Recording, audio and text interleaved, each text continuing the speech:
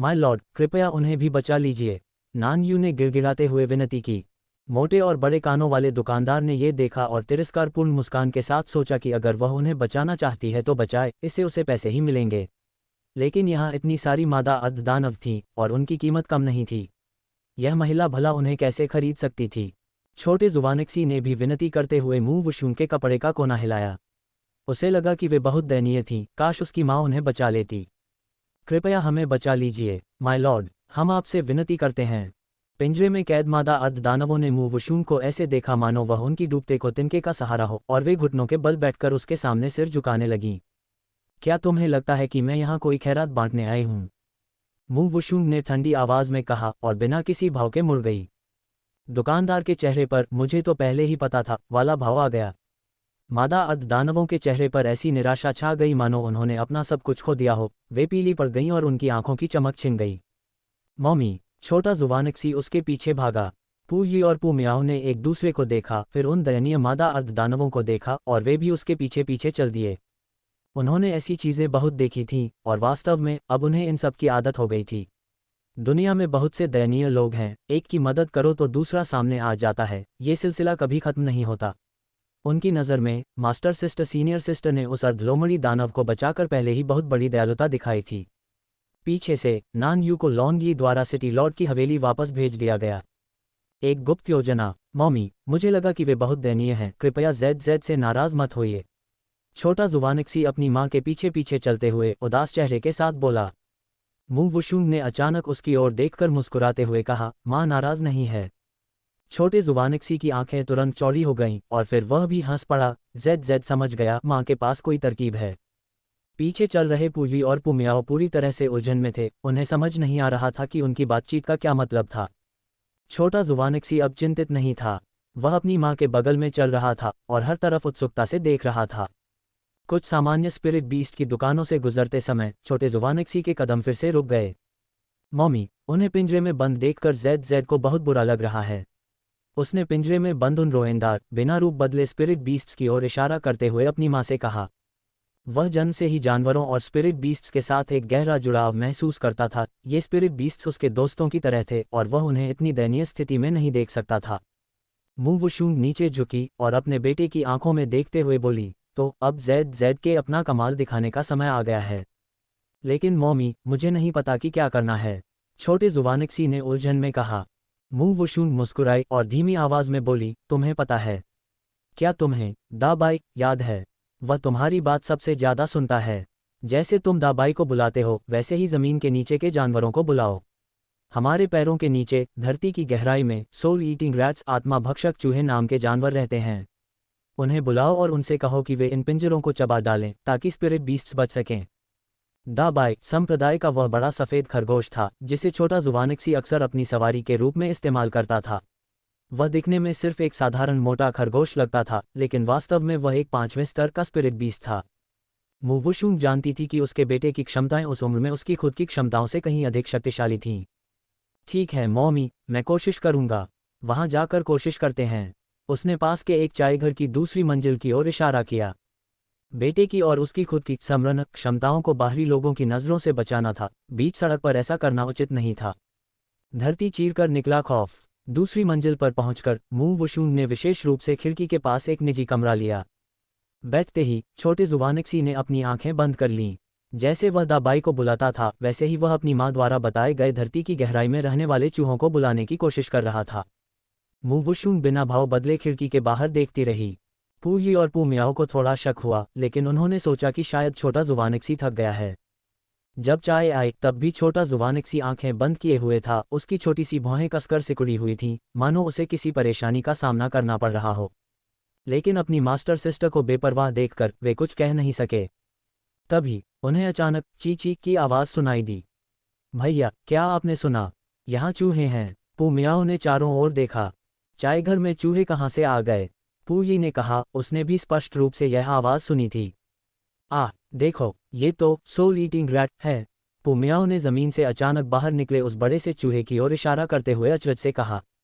जैसे ही उसने बोलना खत्म किया, ज़मीन से और भी कई सोल ईटिंग रैट्स बाहर निकलने लगे। इतने सारे सोल ईटिंग रैट्स कहाँ से आ गए? हे भगवान, क्या सोल ईटिंग रैट्स को ज़मीन की गहराई में नहीं रहना चाहिए? वे सतह पर कैसे आ गए? ये बहुत अजीब है। कितना खौफनाक है। सोल ईटिंग रैट एक 5वें स्तर का राक्षसी जानवर है जो स्पिरिट स्टोन को भी चबा सकता है। कुछ लोग कहते हैं कि जहां से सोल ईटिंग रैट गुजरता है वहां घास का एक तिनका भी नहीं बचता। चारों ओर से चीख पुकार मचने लगी। पू यी और पू मियाओ भी बहुत घबरा गए थे। उन्होंने अभी तक अपनी साधना शुरू नहीं की थी और केवल थोड़ी बहुत मार्शल आर्ट जानते थे जो 5वें स्तर के राक्षसी जानवर का मुकाबला करने के लिए बिल्कुल नाकाफी थी। लेकिन खिड़की के पास शांति से बैठकर चाय पीती अपनी सीनियर सिस्टर को देखकर उनकी घबराहट काफ़ी हद तक शांत हो गई। वे पिंजरे की जंजीरों को चबा रहे हैं। पू यी ने बाहर देखा और आश्चर्य से कहा, बचाव और ठगों का हमला। सच में। पू मियाओ ने बाहर झांका और देखा कि सोल ईटिंग रैट्स ने किसी इंसान को कोई नुकसान नहीं पहुंचाया, बल्कि वे सीधे स्पिरिट बीस्ट्स को कैद करने वाले पिंजरों की जंजीरों को चबाने लगे। जैसे ही जंजीरें टूटी, स्पिरिट बीस्ट्स पिंजरे से बाहर निकलकर भागने लगे। लेकिन बाहर आध्यात्मिक साधकों की भीड़ थी। यदि वे लापरवाही से बाहर भागते तो निश्चित रूप से पकड़े जाते। मू वुशुंग ने स्पिरिट बीस्ट्स को सम्मन किया और उन्हें जमीन के नीचे छिपकर शहर से भाग जाने का आदेश दिया। स्पिरिट बीस्ट सभी चौंक गए और उन्होंने एक साथ उस दिशा में देखा जहां मू वुशुंग थी। मुड़कर जमीन के अंदर घुसने से पहले उन्होंने उस दिशा में अपने सिर झुकाकर सम्मान प्रकट किया। देखो, वे सभी स्पिरिट बीस्ट जमीन के नीचे भाग गए। अब वे निश्चित रूप से नहीं पकड़े जाएंगे, पू मियाओ ने खुशी से कहा। पू यी ने ये दृश्य सदमे में देखा। वह उन स्पिरिट बीस्ट्स द्वारा सम्मान प्रकट करने के तरीके को देखने से नहीं चूका था और वह बेहद हैरान था। उसे पूरा यकीन था कि यह किसी ने जानबूझकर किया है। कौन ऐसा कर सकता है? वह निश्चित रूप से कोई बहुत शक्तिशाली होगा। सोल ईटिंग रैट्स उन अर्ध दानवों को बचाने गए हैं, पू मियाओ ने उत्साह से कहा। आधे सोल ईटिंग रैट्स अलग हो गए और अर्ध दानवों को कैद करने वाले पिंजरों को चबाने लगे। लानत है, दुकानदार ने गालियां दी, लेकिन वह और उसके आदमी आगे बढ़ने की हिम्मत नहीं कर सके क्योंकि सोल ईटिंग रैट्स बहुत खौफनाक थे। अगर वे उन पर टूट पड़े तो हड्डियों का चूरा भी नहीं बचेगा। हमें बहुत सारे लोगों की ज़रूरत है, तुम जानवर। जैसे ही पिंजरे खुले और अर्ध दानवों ने भागने की तैयारी की, काले बाजार के अनगिनत आध्यात्मिक साधक ठग सभी दिशाओं से दौड़ पड़े। पू मियाओ और पू यी दोनों ने त्योरियां चढ़ाईं। वे लोग काले बाजार के ठग थे और उनकी साधना का स्तर काफ़ी ऊंचा था। इन सोल ईटिंग रैट्स के लिए अब मुश्किल खड़ी होने वाली थी। यहाँ तक कि अर्ध दानव भी नहीं बच पाएंगे। मू वुशुंग ने अपनी फीनिक्स आंखों को हल्का सा बंद किया और अपने बेटे के बालों को सहलाया। छोटे जुवानिक्सी ने अपनी आंखें खोली और अपनी माँ की ओर देखा। जेड ने बहुत अच्छा काम किया, अब मॉमी की बारी है। उसका लहजा बहुत कोमल था। छोटा जुवानिक्सी नहीं चाहता था कि कोई भी सोल ईटिंग रैट मरे क्योंकि उसने ही उन सभी को बुलाया था। लेकिन उसे अपनी माँ पर पूरा भरोसा था। उसे यकीन था कि वह इसे संभाल लेंगी। उसने जोर से सिर हिलाया। सोल ईटिंग रैट्स दुर्लभ होते हैं और वे निश्चित रूप से बहुत महंगे होंगे। भाइयों, चलो इन सोल ईटिंग रैट्स को जिंदा पकड़ते हैं, फिर उन्हें बेचकर मुनाफा बांट लेंगे। ठगों में से एक ने व्यंग्यात्मक हंसी के साथ कहा। वह स्पिरिट वेनेरेबल दायरे का साधक था। इन सोल ईटिंग रैट्स से निपटना उसकी प्रतिभा की बर्बादी थी। चूंकि ऐसी बात है तो वह इस मौके का फायदा उठाकर कुछ पैसे क्यों न कमा ले। सोल ईटिंग रैट्स के दांत सबसे मूल्यवान होते हैं। अगर हम इन सभी चूहों के दांत तोड़ दें तो हम बहुत सारे स्पिरिट स्टोन कमा सकते हैं। इनके दांत तोड़ दो, चलो हमारे पास चलकर आए इन स्पिरिट स्टोन्स को लूट लें। बूम! तभी जमीन अचानक बहुत जोर से कांपने लगी। जमीन बहुत जोर से कांपने लगी। चाय घर भी भयंकर रूप से हिलने लगा था। पू मियाओ ने फर्श के तख्तों के चरमराने की आवाज़ सुनी और वह इतनी डर गई कि उसने मेज को कसकर पकड़ लिया और अपनी जगह से हिली तक नहीं। वह वास्तव में बहुत पहले ही भाग जाना चाहती थी। उसने पहले कभी इस तरह के खौफनाक झटकों का अनुभव नहीं किया था। हालांकि दूसरी तरफ बैठी उसकी सीनियर सिस्टर बहुत ही शांत थी, मानो वह इस भयानक झटके को बिल्कुल भी महसूस नहीं कर पा रही थी। अपने बड़े भाई की ओर देखते हुए उसने पाया कि वह भी शांत था, लेकिन वह केवल शांत होने का नाटक कर रहा था। आखिरकार उसकी सीनियर सिस्टर, जो एक महिला थी, बिल्कुल नहीं घबराई थी। अगर वह इस समय पीछे हट जाता तो क्या वह खुद का मजाक नहीं बनवा रहा होता। पू मियाओ ने मन ही मन सोचा, मेरी सीनियर सिस्टर इतनी शक्तिशाली हैं, अगर वह अब भी नहीं जा रही हैं तो हम निश्चित रूप से सुरक्षित होंगे। ये सोचकर उसे थोड़ी राहत महसूस हुई। इसी बीच सभी सोल ईटिंग रैट्स जमीन के नीचे छिप गए थे। पिंजरे में कैद मादा अर्धदानवों की हिलने की हिम्मत नहीं हो रही थी। उन्हें डर था कि ठग उन्हें पीट पीट कर मार डालेंगे। तभी उन सभी ने अचानक मू वुशुंग की दिशा में देखा, मानो उन्होंने कुछ सुना हो। उसकी ओर सिर हिलाकर अभिवादन किया और फिर सोल ईटिंग रैट्स द्वारा खोदे गए छेद में कूद गईं। जानवर। अचानक ठगों के नेता ने हमला कर दिया और उसके हाथ में मौजूद उड़ने वाली तलवार बिजली की गति से मादा अर्धदानवों की ओर उड़ चली। तलवार की तेज धार वाले झोंके से लोहे के उन पिंजरों को भी आसानी से काटा जा सकता था, मानो वे कीचड़ के बने हों। तलवार बस कई मादा अर्धदानवों की गर्दन पर गिरने ही वाली थी। वूश! अचानक जमीन से आग का एक भयंकर बवंडर फूटा, जिसने तलवार को झकझोर कर रख दिया और उसे सीधे जमीन में धंसने पर मजबूर कर दिया। जमीन के नीचे से एक खौफनाक दबाव रिसने लगा। एक अजीब से खतरे को महसूस करते हुए ठग सहज रूप से एक कदम पीछे हट गए। बूम! जमीन फट गई और लपटों ने ऊपर मौजूद हर चीज को जलाकर राख कर दिया, विशेष रूप से उस दुकान को जो अर्धदानवों को बेचती थी। बस कुछ ही सांसों में वह विशाल दुकान जलकर खाक हो गई। मेरी दुकान! वह मोटा दुकानदार गुस्से से इतना लाल हो गया था कि उसे खून की उल्टी होने वाली थी। उसकी सारी दौलत इसी दुकान में थी। तभी राख के ढेर से अचानक एक विशाल लाल प्राणी बाहर निकला।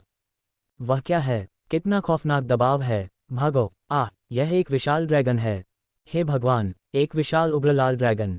यह एक फायर ड्रैगन है। क्या? एक अग्नि ड्रैगन! 7वें स्तर का राक्षसी जानवर! शहर में फायर ड्रैगन कैसे आ सकता है? ड्रैगन का क्रोध और एक गुप्त इशारा। फायर ड्रैगन साधारण ड्रैगनों से अलग होते हैं। सांप हजारों वर्षों तक साधना करते हैं, उनके सिर पर सींग उगाते हैं और स्वर्गीय विपत्तियों को सफलतापूर्वक पार करने के बाद वे ड्रैगन बन जाते हैं। हालांकि फायर ड्रैगन वे अग्नि सर्प होते हैं जो झुलसाने वाले मैग्मा में साधना करते हैं और उनकी शक्ति साधारण ड्रैगनों की तुलना में कई गुना अधिक होती है। इस फायर ड्रैगन को कम मत आंकिए। भले ही ये केवल 7वें स्तर का राक्षसी जानवर हो, इसकी क्षमताएं 8वें स्तर के राक्षसी जानवर से किसी भी तरह कम नहीं हैं। लेकिन लोगों ने कभी उम्मीद नहीं की थी कि पृथ्वी के केंद्र के मैग्मा में रहने वाला एक फायर ड्रैगन, जो हजारों सालों से जमीन पर नहीं दिखा था, इस जगह पर कैसे आ सकता है। पलक झपकते ही उन ठगों का समूह जो अभी कुछ देर पहले सोल ईटिंग रैट्स के दांत तोड़ने के लिए चिल्ला रहा था, फायर ड्रैगन द्वारा जलाकर राख कर दिया गया। हर कोई हक्का बक्का रह गया। स्पिरिट वेनेरेबल दायरे का एक शक्तिशाली विशेषज्ञ 10 राउंड भी नहीं टिक सका। फायर ड्रैगन की क्षमता बहुत ही खौफनाक थी। पूजी और उसकी बहन उस विशाल फायर ड्रैगन को देखकर स्तब्ध थे, जो आग की लपटों से घिरा हुआ था और जिसके सिर पर एक तेज सींग था। वे लंबे समय तक अवाक रहे। अचानक फायर ड्रैगन की सुर्ख लाल पुतलियां उनकी दिशा में घूमी और पूरी तथा उसकी बहन ने अपनी नजरें फेर ली। ऐसे शक्तिशाली राक्षस की आंखों में देखने की उनकी हिम्मत नहीं हुई। स्वाभाविक रूप से उन्होंने मुंह वुशून को मुस्कुराते हुए और दूर से फायर ड्रैगन के साथ नजरें मिलाते हुए नहीं देखा। उसने फिर हाथ हिलाकर एक इशारा किया और फायर ड्रैगन वहां से चला गया। हालांकि जाते समय उसने अपनी उग्र पूंछ को जोर से झटका, जिससे कई अन्य स्पिरिट बीस्ट की दुकानें और उनके मालिक भी जलकर राख हो गए। एक मां की सीख! पूरे काले बाजार में सन्नाटा छा गया था।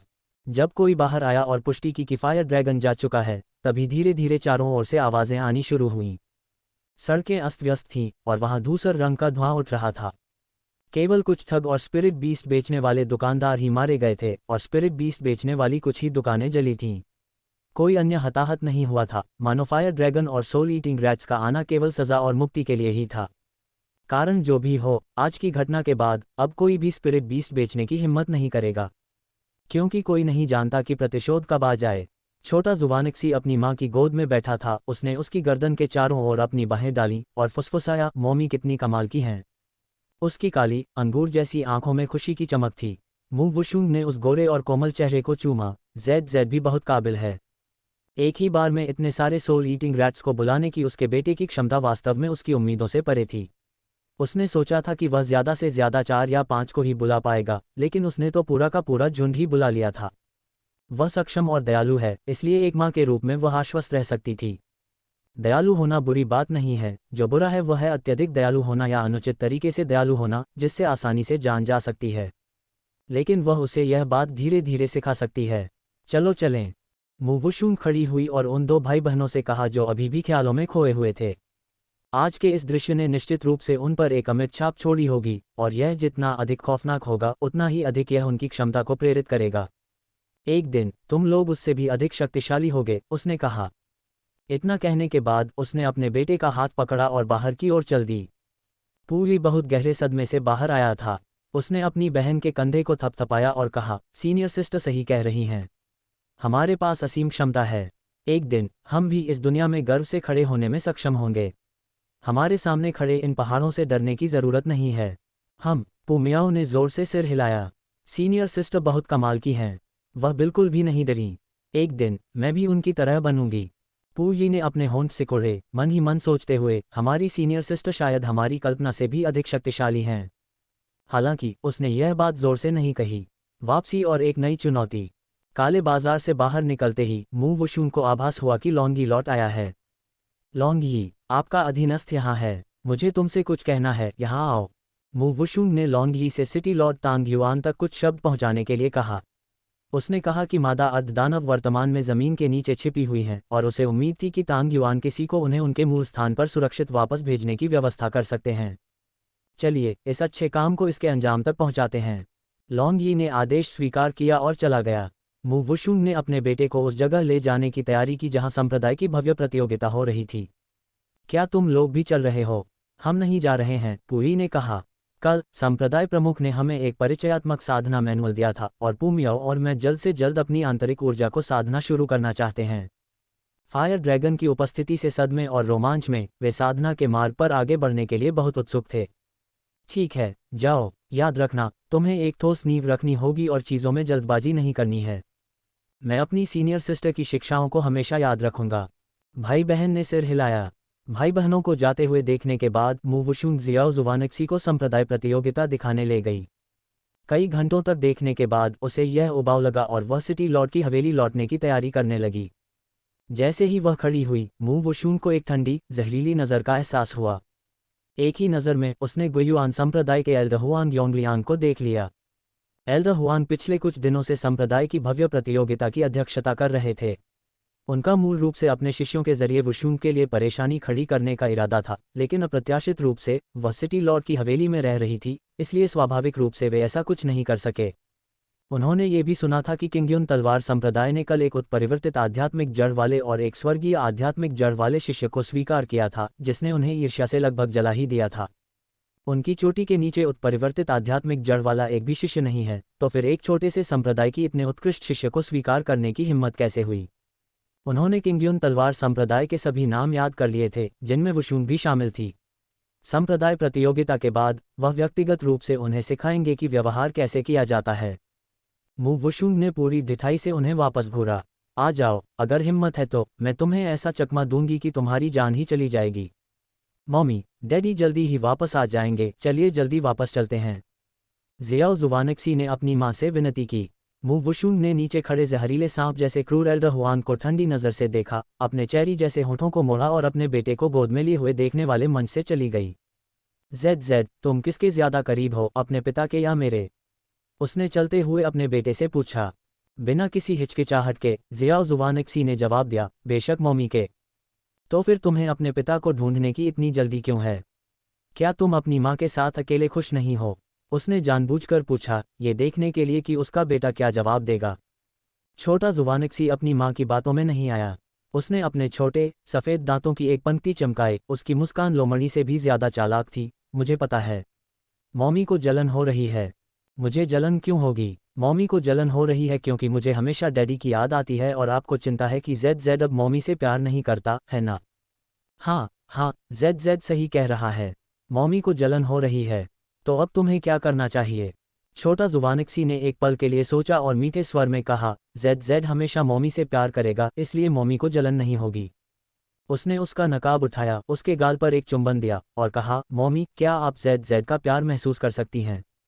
मू वुशुन के होंठ अनजाने में ऊपर की ओर मुड़ गए और उसे अपनी आंखों में आई कोमलता का एहसास तक नहीं हुआ। मैंने महसूस कर लिया, उसने कहा। मातृत्व और एक नया नजरिया। तो परिवार का प्यार ऐसा होता है, इतना गर्मजोशी से भरा और सुकून देने वाला। अपने पिछले जीवन में वह एक अनाथ थी, जिसे कथित तौर पर एक निर्दयी युवा जोड़े ने एक अनाथालय के गेट पर छोड़ दिया था। बचपन से लेकर बड़े होने तक उसने कभी एक दिन भी परिवार के प्यार का अनुभव नहीं किया था। वह स्वाभाविक रूप से उनसे नफरत करती थी। अगर वे उसे पाल नहीं सकते थे तो उन्होंने उसे जन्म ही क्यों दिया? उसे गैर जिम्मेदार लोगों से सबसे ज्यादा नफरत है, इसलिए वह उनके जैसी नहीं बनेगी। वह माता पिता के महत्व को किसी भी अन्य व्यक्ति से बेहतर जानती है। जहां तक उसके बेटे का सवाल है, चूंकि वह उसे इस दुनिया में लाई है, इसलिए वह उसे बहुत प्यार करेगी और उसे खुशी खुशी बड़ा होने देगी।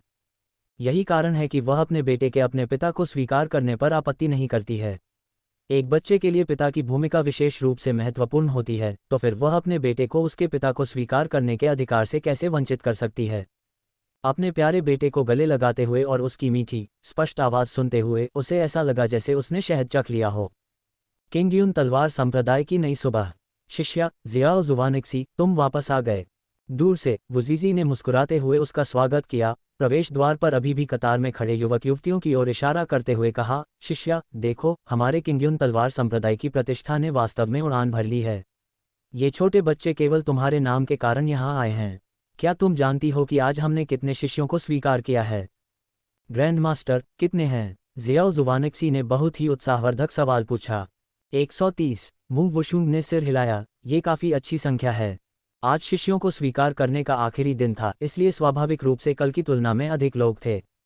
हाँ, इस बार हम 300 से अधिक उत्कृष्ट शिष्यों को वापस ले जा सकते हैं और अपने संप्रदाय को मजबूत बना सकते हैं। पिछले कुछ दिनों से वुजीजी का चेहरा मुस्कान से दमक रहा था। मू वुशुंग भी मुस्कुराए। बहुत अच्छा, सब कुछ वैसा ही था जैसी उसने उम्मीद की थी। सीनियर सिस्टर, अचानक किशोरों में से एक ने कुछ चिल्लाया। दर्जनों लोगों ने एक स्वर में चिल्लाकर कहा, सीनियर सिस्टर को हमारा अभिवादन। मू वुशुंग ने अपना नकाब हटाया और 12-13 साल के उन लड़कों और लड़कियों को देखा। उनकी आंखें शुद्ध थीं और वे उसे प्रशंसा और खुशी से देख रहे थे, मानो वे उसके जवाब का इंतजार कर रहे हों।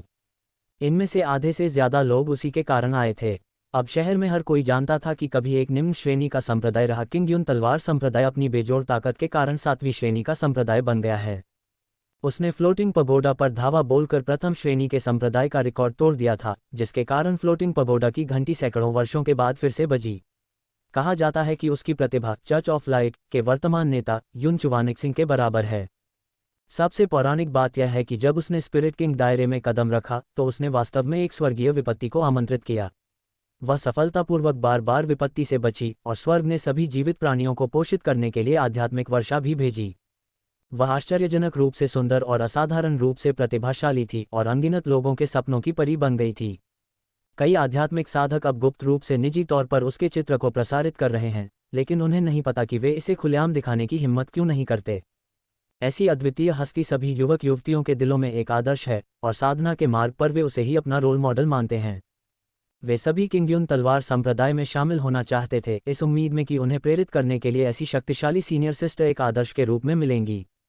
आप सभी को नमस्कार। सीनियर सिस्टर के रूप में मैं आप में से प्रत्येक का संप्रदाय में शामिल होने पर स्वागत करती हूँ। युवक युवतियों की उत्सुक नज़रों के बीच मू वुशुंग ने मुस्कुराते हुए कहा, सीनियर सिस्टर बहुत खूबसूरत हैं। बड़ी बहन की सुंदरता दिल जीत लेने वाली है। वाह, सीनियर सिस्टर कितनी कोमल और शांत हैं। कोमल। तांग वेन और मू वुशुंग के अन्य जूनियर भाइयों ने शरारती ढंग से हंसते हुए सोचा, एक बार जब तुम सीनियर सिस्टर को अपनी तलवार निकालते हुए देखोगे तो तुम्हें पता चल जाएगा कि वह कितनी कोमल हैं। बेहतर होगा कि तुम इतने बहादुर बनो कि सीनियर सिस्टर की तलवारबाजी देखकर तुम्हारी पैंट गीली न हो जाए। जलन और एक प्यारा सा विरोधाभास। लॉन्ग मोशन जितनी तेजी से हो सका वापस आया और उसने जो देखा वह ये था कि उसकी पत्नी और बेटा उन किशोरों के एक समूह से घिरे हुए थे जो अभी पूरी तरह बड़े भी नहीं हुए थे। शुआंग एर का चेहरा मानो चमक रहा था, उसके होठों पर एक हल्की सी मुस्कान थी। एक बार जब आप उसकी ओर देखते तो आप किसी और को नहीं देख पाते, आप केवल उसी को देख सकते थे। मैं कैसा लग रहा हूँ? लॉन्ग मोशन ने अचानक बगल में खड़े लॉन्गेर से पूछा। लॉन्गेर तुरंत कुछ समझ नहीं पाया। मास्टर, आपके कहने का क्या मतलब है, कैसा? लॉन्ग मोशन ने अपने कपड़ों से न के बराबर मौजूद धूल को झाड़ते हुए कहा, मैं तुमसे पूछ रहा हूँ, मैं अभी कैसा दिख रहा हूँ? लॉन्गेर को अचानक एहसास हुआ। उसने थोड़ी दूर किशोरों के एक समूह के बीच घिरी अपनी मालकिन पर एक नज़र डाली और जल्दी से अंगूठा दिखाते हुए कहा, मास्टर स्वाभाविक रूप से बहुत ही सुंदर और आकर्षक, सुरुचिपूर्ण और सुशोभित, प्रभावशाली और राजसी, विस्मयकारी और असाधारण लग रहे हैं। स्वर्ग और पृथ्वी में केवल मास्टर ही सबसे सुंदर और अद्वितीय हैं। लॉन्ग मोशन ने संतुष्टि में सिर हिलाया और अपनी महिला और बेटे की ओर कदम बढ़ा दिए। वह एक प्रभावशाली उपस्थिति के साथ मू वुशुंग की ओर चला, मानो कोई देवता पृथ्वी पर उतर आया हो। अन्य लोग उसकी आभा से डर गए और अवचेतन रूप से उसके लिए रास्ता बनाने के लिए पीछे हट गए। डैडी, ज़ियाओ ज़ुवानिक्सी ने खुशी से चिल्लाकर कहा, तो ये सीनियर सिस्टर के पति हैं। वे सीनियर सिस्टर के लिए कितने बेहतरीन जीवनसाथी हैं। अपने कानों में पड़ी उन कोमल आवाज़ों ने लॉन्ग मोशन के होठों को ऊपर की ओर मोड़ दिया, जिससे उसका शैतानी रूप से सुंदर चेहरा और भी अधिक आकर्षक, महान और अलग थलग लग रहा था। उसने गहरी आंखों से वुशुंग को देखा, पास गया और अपने बेटे को गोद में उठा लिया, जबकि अपना दूसरा हाथ उसने वुशुंग के कंधे पर रख दिया। मुवुशुंग सन रह गई। उसने कभी उम्मीद नहीं की थी कि वह इतने सारे बाहरी लोगों के सामने उसके कंधे पर अपना हाथ रखेगा। वह आसानी से पीछे नहीं हट सकती थी। बाहरी लोगों के सामने वह अपने बेटे के पिता का अनादर करने का जोखिम नहीं उठा सकती थी। उसे यह कुछ हद तक मज़ेदार लगा और वह उसके बचपने पर मन ही मन हंसी। क्या उसे जलन हो रही है? क्या इसीलिए वह जानबूझकर अपना दबदबा कायम करने के लिए दूसरों के सामने मेरे कंधे पर हाथ रख रहा है? वह इतना प्यारा क्यों लग रहा है? क्या यह उसकी शक्ल और उसके व्यक्तित्व के बीच का विरोधाभास है? क्या तुमने रात का खाना खा लिया है? उसकी गहरी आवाज़ उसके कानों में गूंजी। नहीं डैडी, मॉमी और मैं आपके वापस आने का इंतज़ार कर रहे थे ताकि हम एक साथ रात का खाना खा सकें। इससे पहले कि मुवुशुंग कुछ बोल पाती, ज़ियाओ ज़ुवानिक्सी ने तुरंत खुशी से जवाब दिया। बहुत अच्छे बेटे, तुमने अपनी माँ को बेचने का अच्छा तरीका निकाल लिया है। अपनी सीनियर सिस्टर और उनके 3 लोगों के परिवार को सिटी लॉर्ड की हवेली में तब तक प्रवेश करते हुए देखना जब तक कि उनकी पीठ ओझल नहीं हो गई। संप्रदाय में पहले ही शामिल हो चुके युवक युवतियों और पंजीकरण के लिए अभी भी कतार में खड़े लोगों के बीच चर्चा का विषय बन गया। सीनियर सिस्टर और उनके पति की जोड़ी कितनी बेमिसाल है। वे एक दूसरे के लिए ही बने हैं, मानो स्वर्ग में रची गई जोड़ी हो। उनके बगल में खड़े होने पर मुझे खुद पर शर्मिंदगी महसूस होती है। मैंने कभी नहीं सोचा था कि सीनियर सिस्टर के पति इतने खूबसूरत होंगे और उनकी साधना का स्तर भी काफ़ी ऊंचा लगता है। लगता है मेरे पास कोई मौका नहीं है। क्या तुम लोगों ने ध्यान दिया कि सीनियर सिस्टर के पति लोगों को कितनी खौफनाक नज़रों से देखते हैं? जब उन्होंने मेरी ओर देखा तो मेरे पैर कांपने लगे थे। वह इसलिए क्योंकि तुम बहुत कमज़ोर हो। हा। ये सब सुनकर वुजीजी और अन्य लोगों ने मन ही मन सोचा, भविष्य में ऐसे कई मौके आएंगे जब तुम्हारे पैर कांपेंगे। याओ किंग ने अपनी आंखों में एक सवाल लिए वुजीजी की आस्तीन खींची। क्या ऐसा हो सकता है कि वुशुंग को अतीत की बातें याद आ गई हों? वह कल ही यहाँ पहुंचा था और अभी तक लॉन्ग मोशन की स्थिति के बारे में कुछ नहीं जानता था। वुजीजी ने उसे देखकर अपना सिर हिलाया। याओ किंग ने अपनी आवाज़ थोड़ी तेज़ की, अगर उसे याद नहीं है तो उसे कैसे पता कि यह आदमी उसका ही पति है? क्या ऐसा नहीं हो सकता कि उसे धोखा दिया जा रहा हो? उसे लगा कि यह आदमी बहुत ही रहस्यमयी, ठंडा और अहंकारी स्वभाव का था। उसे नहीं पता था कि वुशुंग का ऐसे आदमी के साथ रहना अच्छा होगा या बुरा। उसके मन में एक और सवाल था, अगर वह वास्तव में वुशुंग का पति और ज़ियाओ ज़ुवानिक्सी का पिता है तो उसे वुशुंग को ढूंढने में 3 साल से अधिक का समय क्यों लगा? वुजीजी ने जल्दी से उसे किनारे खींचा और याओ किंग के कान में फुसफुसाते हुए कहा, अपनी आवाज़ नीची रखो, वह कोई और नहीं बल्कि एज़्योर ड्रैगन डिवाइन पैलेस का युवा सम्राट लॉन्ग मोशन है। क्या? याओ किंग की आंखें फटी की फटी रह गईं, उसका चेहरा अविश्वास से भर गया। वह बेजोड़ आदमी, ज़ियाओ ज़ुवानिक्सी का पिता, वास्तव में एज़्योर ड्रैगन डिवाइन पैलेस का युवा सम्राट है, जो 4 सुपर परिवारों का प्रमुख है। तो फिर क्या ज़ियाओ ज़ुवानिक्सी की स्थिति भी अत्यंत कुलीन नहीं होगी? याओ किंग का हैरान होना स्वाभाविक था।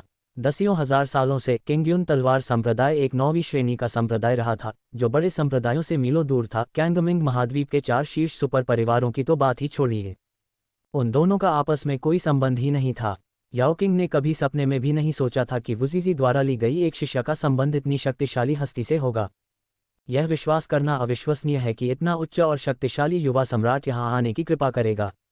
वुजीजी ने तब याओ किंग को वह सब बताया जो वह जानता था और अंत में कहा, मैं देख सकता हूँ कि युवा सम्राट निश्चित रूप से वुशुंग से बहुत गहराई से प्यार करता है, अन्यथा वह इतनी दूर यात्रा करके यहाँ नहीं आता। इसलिए हम दोनों बूढ़े लोगों को इससे दूर रहना चाहिए और युवाओं को अपने मामले खुद सुलझाने देने चाहिए। याओ किंग ने सिर हिलाया, मुस्कुराते हुए आह भरी, भाग्य भी कितना क्रूर है। किसने सोचा होगा कि इस साल चीज़ें इस तरह बदल जाएंगी।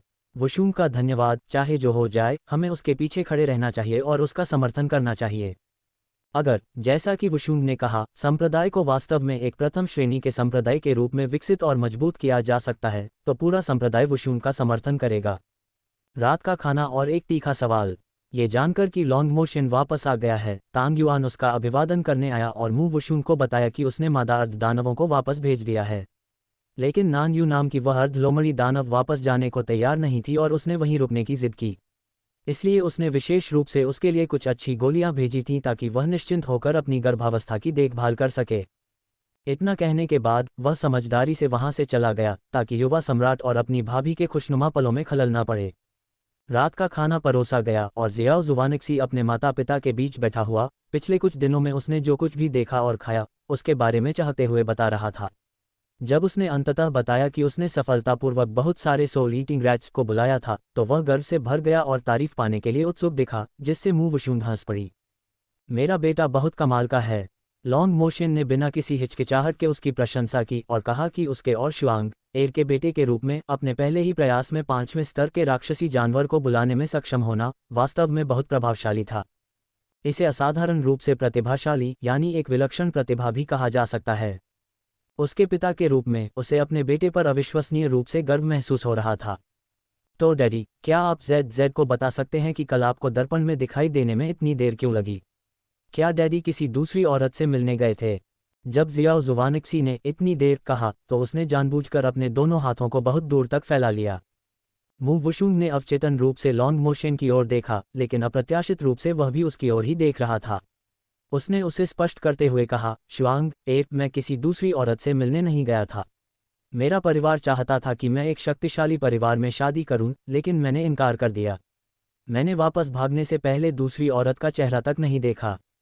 यह आपका बेटा आपसे पूछ रहा है, मैं नहीं, मू वुशुंग ने बुदबुदाते हुए कहा, लेकिन उसके दिल से एक बड़ा बोझ हट गया सा महसूस हुआ और वह आज कीमिया के लिए जल्दी ही अपने ध्यान में वापस लौट पाएगी।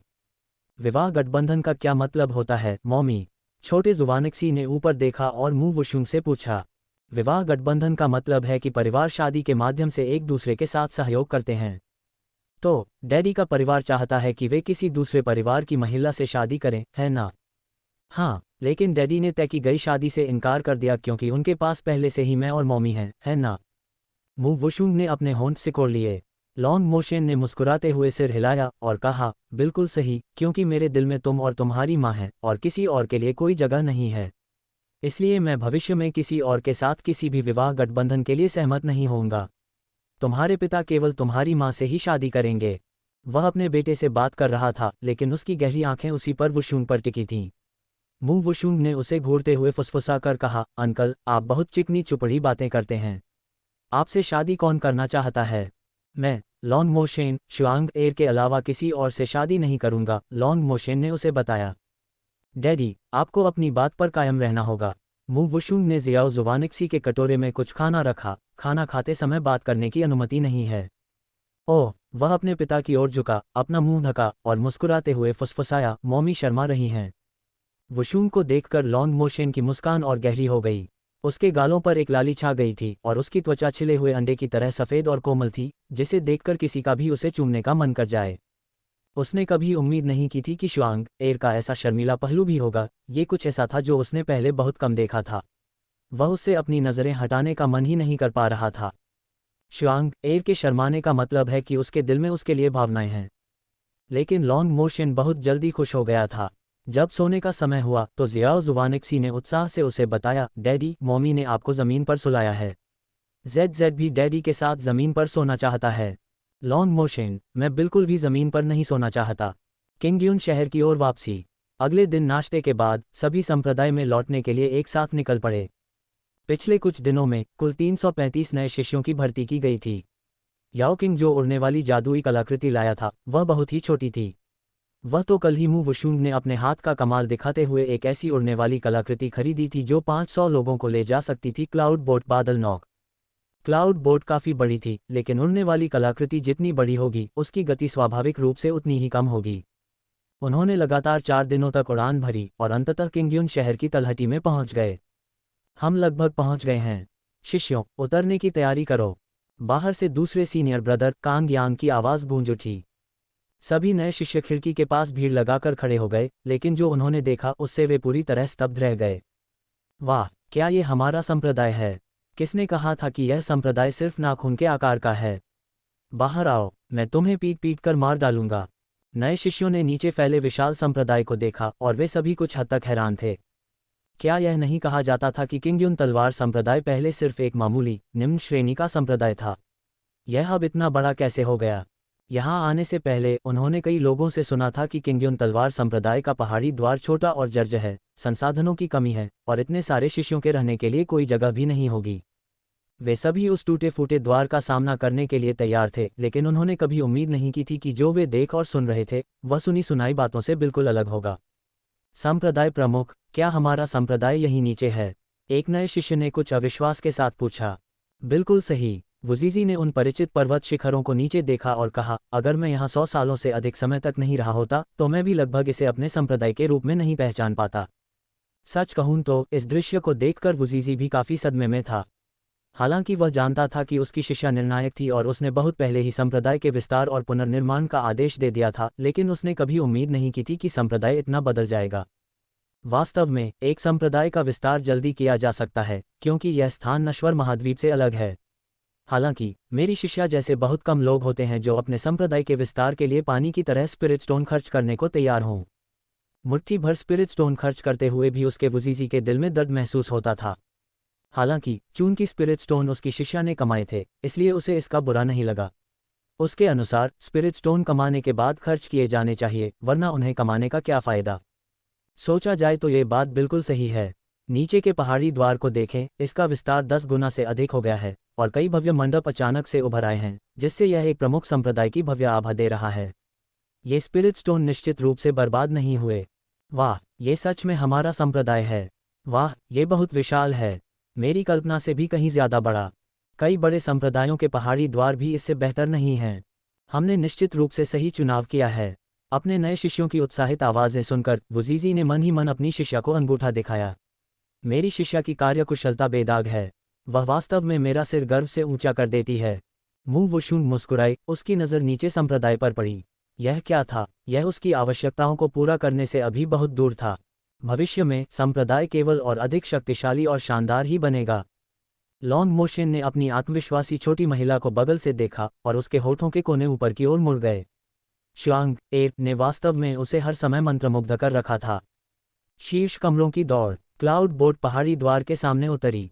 सभी लोग क्लाउड बोट से बाहर आ गए।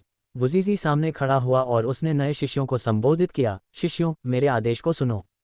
संप्रदाय में प्रवेश करने पर तुम्हारी पहली परीक्षा शुरू हो चुकी है। ओह, कोई परीक्षा है? अगर मैं परीक्षा में फेल हो गया तो क्या होगा? क्या मुझे वापस भेज दिया जाएगा? कई नए शिष्य घबराहट से भर गए। वुजीजी ने कहा, यह परीक्षा इस बात पर आधारित होगी कि किंगफैंग पर्वत पर सबसे तेजी से कौन चढ़ सकता है। शीर्ष 30 लोग त्यानजी कमरे में रह सकेंगे, जहां सबसे प्रचुर आध्यात्मिक ऊर्जा है। जो लोग 31 से 100वें स्थान पर होंगे उन्हें डिजी कमरा दिया जाएगा, जिसमें आध्यात्मिक ऊर्जा थोड़ी कम है। 101 से 200 रैंक वालों को रेंजी कमरा मिलेगा और बचे हुए 100 या उससे अधिक लोगों को हुआंगजी कमरा दिया जाएगा, जहां आध्यात्मिक ऊर्जा सबसे खराब है। तो वे आखिर लोगों को बाहर नहीं कर रहे हैं। मुझे हर हाल में शीर्ष कमरे में जाना ही है। इतनी सारी सीढ़ियाँ, पता नहीं हम वहां ऊपर कब पहुंचेंगे। वुजीजी के आदेश पर सभी नए शिष्य सीढ़ियां चढ़ने लगे और हर किसी ने शीर्ष कमरे के लिए प्रतिस्पर्धा करने में अपनी पूरी ताकत लगा दी। ज़ियाओ जुवानिक्सी ने कुछ देर तक बड़ी दिलचस्पी से देखा, लेकिन दुर्भाग्य से अपने छोटे हाथों और पैरों के साथ वह निश्चित रूप से ऊपर नहीं चढ़ सकता था। हालांकि उसे अचानक एक विचार आया। उसने अपने स्पिरिट बीस्ट दा बाई को बुलाया, फिर दा बाई की पीठ पर सवार होकर हवा के झोंके की तरह सीढ़ियों पर चढ़ गया। देखते ही देखते उसने सबसे आगे चल रहे शिष्य को भी बहुत पीछे छोड़ दिया। एक पिता का कर्तव्य। मु वुशुंग ने अपना सिर हिलाया और पीछे मुड़कर लॉन्ग मोशन को देखा, जो उसके पीछे पीछे आ रहा था। वैसे चूंकि तुम संप्रदाय के सदस्य नहीं हो, इसलिए तुम संप्रदाय में नहीं रह सकते। इसलिए तुम्हें किंगयुन शहर में रहना होगा। अगर ZZ को तुम्हारी याद आए तो मैं उसे तुमसे मिलने नीचे भेज दूंगी। शुआंग एर को परेशान करने के लिए मुझे खेद है। ये वास्तव में दुर्भाग्यपूर्ण है कि मैं अब किंगयुन तलवार संप्रदाय का एक नामात्र कायल्डर हूँ और वुजीजी ने मुझे स्वॉर्ड टू माउंटेन पर शुआंग एर के ठीक बगल में रहने की व्यवस्था की है। लॉन्ग मोशन मुस्कुराया, उसकी आंखें चमक रही थीं, मानो वह पहले से ही जानता था कि वह यही शब्द कहेगी। मु वुशुंग हंसी, तुम अज़्योर ड्रैगन डिवाइन पैलेस के युवा सम्राट वास्तव में हमारे जैसे छोटे संप्रदाय में एक नामात्र के एल्डर के रूप में काम करने की फुर्सत रखते हो। मैंने कहा था, जहां शुआंग एर होगी मैं वहीं रहूंगा। फिर उसने ज़ियाओ जुवानिक्सी की ओर इशारा किया, जो अब सीढ़ियों पर केवल एक छोटे से सफ़ेद बिंदु की तरह दिख रहा था। एक बेटे को अपने पिता की ज़रूरत होती है और एक पिता को बिना किसी हिचकिचाहट के उसका साथ देना चाहिए। तुम सही कह रहे हो। अब से ZZ को नहलाने, उसके कपड़े धोने और उसे पढ़ाने की भारी जिम्मेदारी उसके पिता के रूप में तुम पर होगी। इसे जारी रखना। मु वुशुंग ने चालाकी से मुस्कुराते हुए अपना कंगन हिलाया और उसके हाथ में एक हथियारी तलवार प्रकट हो गई। उसने तलवार को हवा में उछाला, उस पर छलांग लगाई और उस पर सवार होकर बिजली की तरह गायब हो गई। लॉन्ग मोशन ने अपना सिर हिलाया और हंसा, फिर धीमी आवाज में कहा, मैं इसे खुशी से स्वीकार करूंगा। वह पलक झपकते ही उस जगह से गायब हो गया। एक अप्रत्याशित मुलाकात। वूमिंग। मू वुशुंग ने अपने सामने खड़े उस अजीब शक्ल और स्वाभाविक रूप से नीली आंखों वाले खूबसूरत आदमी को देखा और जोर से अपनी आंखें घुमाते हुए कहा, तुम मेरे संप्रदाय में क्या कर रहे हो? वू मिंग ने अपने चांदनी जैसे सफ़ेद कपड़ों को थपथपाया और आलस्य से कहा, मू वुशुंग, मैंने किंग्युन तलवार संप्रदाय के कपड़े पहने हुए हैं। क्या तुम देख नहीं सकती? इस खौफनाक लोमड़ी की आभा इतनी शक्तिशाली थी कि मू वुशुंग ने उसके पहने हुए कपड़ों को नज़रअंदाज कर दिया था। करीब से देखने पर उसे एहसास हुआ कि उसने वास्तव में बाहरी संप्रदाय के एक प्रशिक्षक के कपड़े पहने हुए थे। बाहरी संप्रदाय के प्रशिक्षक बाहरी संप्रदाय के एल्डर्स से निचले पद पर होते हैं और उनका काम बाहरी संप्रदाय के शिष्यों को पढ़ाना और निर्देश देना होता है। वह अवाक रह गई। उसने अभी अभी लॉन्ग मोशन को ये कहते सुना था कि वह किंग्युन तलवार संप्रदाय में एक नामात्र के एल्डर के रूप में आ रहा है, और अब उसने हेवनली फॉक्स क्लान के क्राउन प्रिंस को ये कहते सुना कि वह किंग्युन तलवार संप्रदाय का बाहरी प्रशिक्षक है। उसका सच में फिर से अपनी आंखें घुमाने का मन कर रहा था। तुम यहाँ कब से हो? वू मिंग की आड़ू के फूल जैसी आंखें चमक उठी। ज्यादा समय नहीं हुआ, मैं कल ही आया हूँ। मू वुशुंग, आखिर हम दोस्त हैं। क्या तुम मुझे अपने यहाँ चाय पर आमंत्रित नहीं करोगी? आप किस तरह की चाय पसंद करेंगे? कैसा रहे अगर मैं इसे हिज हाइनेस मिंग को पेश करूं? अचानक एक ठंडी आवाज़ आई। मू वुशुंग ने पीछे मुड़कर देखा कि लॉन्ग मोशन न जाने कब पीछे आ गया था। उसका खूबसूरत चेहरा पाले से ढका हुआ था और उसकी आभा बेहद ठंडी थी। उसके चेहरे के भाव देखकर मू वुशुंग को अजीब सा एहसास हुआ, मानो उसे धोखा देते हुए रंगे हाथों पकड़ लिया गया हो। मू वुशुंग ने मन ही मन खुद को कोसा, वह भी क्या सोच रही थी। लॉन्ग मोशन को देखकर वू मिंग की नीली आंखों में आश्चर्य और एक गहरी चमक कौंध गई। फिर उसने मुस्कुराते हुए कहा, युवा सम्राट, आप मजाक कर रहे हैं। बस इतना है कि मैं मू वुशुंग जैसी पुरानी दोस्त से मिल रहा हूँ। हम बस एक साथ एक कप चाय पी रहे हैं। आपको मुझे आमंत्रित करने की कोई आवश्यकता नहीं है।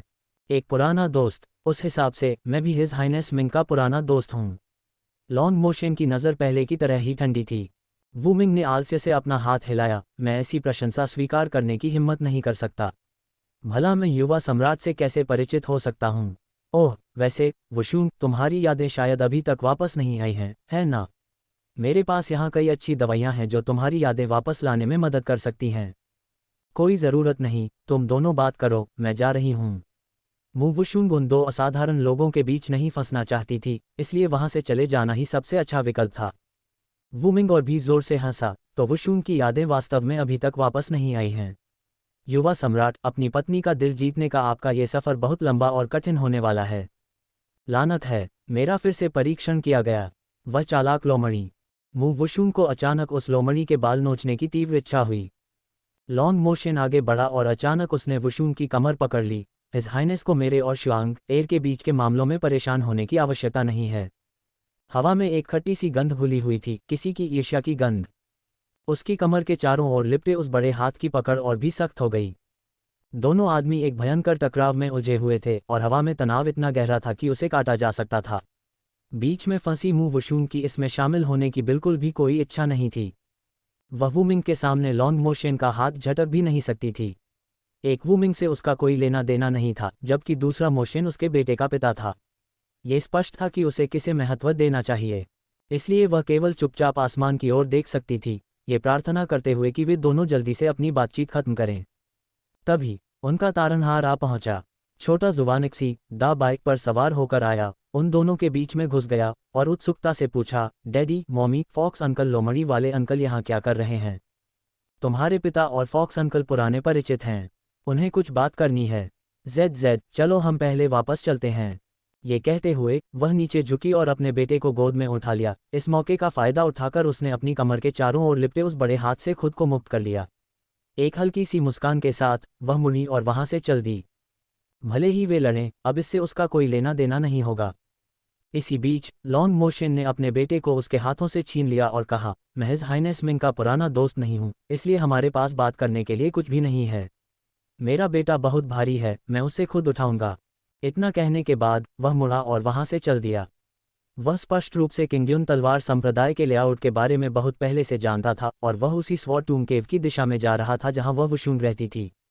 मैं भारी नहीं हूँ मॉमी, डैडी से कहिए कि मैं भारी नहीं हूँ। मू वुशुंग हंस पड़ी। उसने उसे उठाया था और उसे लगा था कि उसका वजन थोड़ा बढ़ गया है, लेकिन वह इतना भी भारी नहीं था। वह उसके मोशन के पीछे पीछे चलने लगी और बोली, तुम्हारे पिता सही कह रहे हैं, बेटा, तुम्हें अपना वजन कम करना चाहिए। नहीं, मैं वजन कम नहीं करना चाहता। ज़ियाओ ज़ुवानिक्सी अपने पिता के कंधे से चिपक गया और रोते हुए बोला, अगर मैं डाइटिंग करूंगा तो मैं स्वादिष्ट खाना नहीं खा पाऊंगा। मैं वज़न कम नहीं करना चाहता। एकदम सामंजस्यपूर्ण दिखने वाले उस 3 लोगों के परिवार को बातें करते और हंसते हुए दूर जाते हुए देखकर वुमिंग वहीं खड़ा रहा। एक हल्की हवा ने उसके लंबे, रेशमी काले बालों को सहलाया, उसका बेहद खूबसूरत चेहरा प्रकाश और छाया के बीच झिलमिलाती उन मनमोहक आंखों से और भी आकर्षक लग रहा था। स्वॉर्टूम केव और नान यू की चिंता।